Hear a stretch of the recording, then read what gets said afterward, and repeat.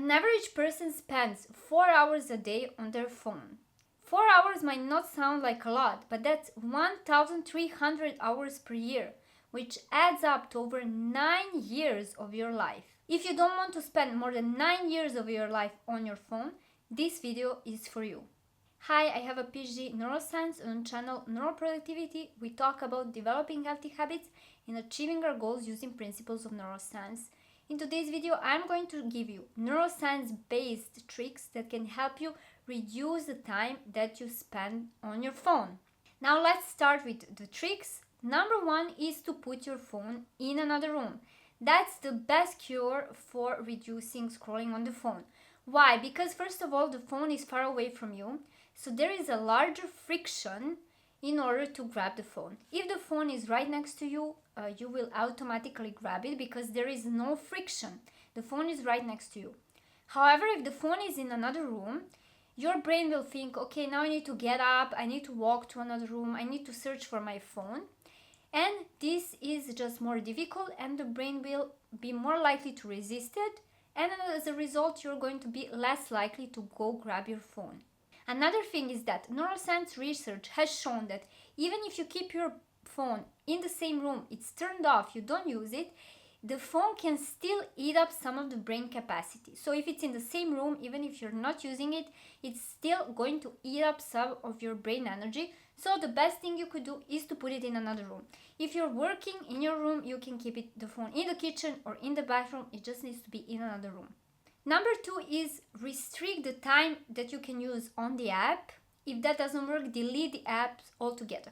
Because when we have time restriction, usually the app is going to give us a notification, okay, the time is over. And once you see this notification, this is going to be a reminder to your brain, for your brain to stop using it. You will have a reminder, hey, remember you said you would use your phone less.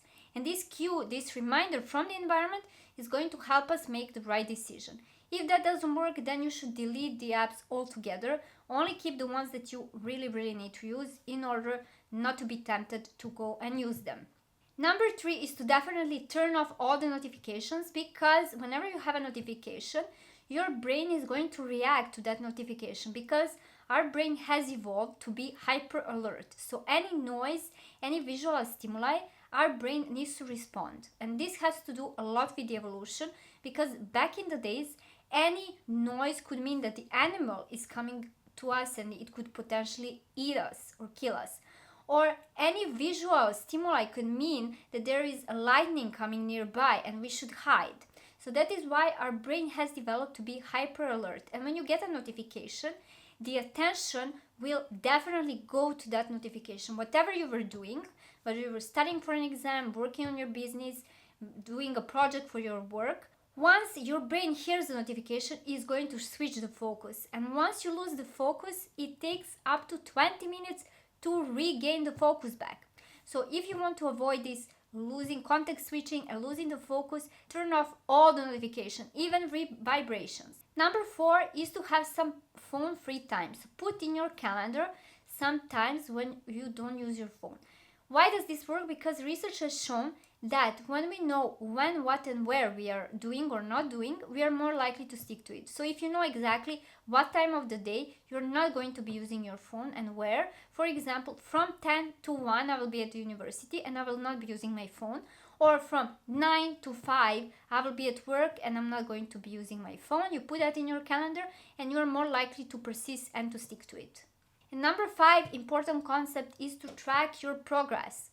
You can say I'm going to use my phone less, but if you don't track it, you're most likely not going to know, first of all, how much time you spend, and also if you're making any progress. And tracking progress is important for two different things. First of all, to hold you accountable, to see whether you're actually decreasing the time that you're spending on your phone.